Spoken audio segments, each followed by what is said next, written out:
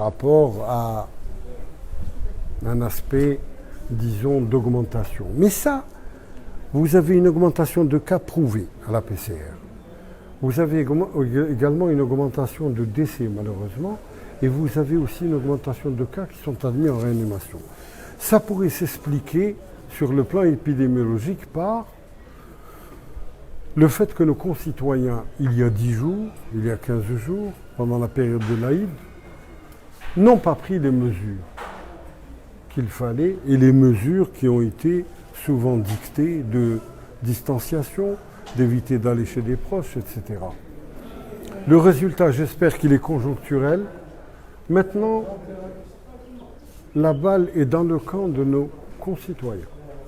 Si on veut abréger cette situation pas très normale, de vie difficile, avec des bavettes, avec la distanciation sociale, avec le déconfinement progressif des commerces, des industries, il faudrait que pendant une semaine ou 2 semaines, nous puissions tous faire valoir la responsabilité individuelle et collective. Ça veut dire que sur le plan individuel, il faut que chaque individu comprenne l'utilité du masque porté dans la voie publique. C'est une loi, il faut la respecter. Justement, docteur, par rapport au déconfinement total dans 19 wilayas, la reprise des activités pour la première semaine, selon des informations parvenues des wilayas, la situation, est-ce qu'elle est maîtrisée, les gens respectent? Ben écoutez, quand vous êtes déconfiné dans 19 wilayas, ça veut dire que vous avez la liberté de sortir, de partir, etc.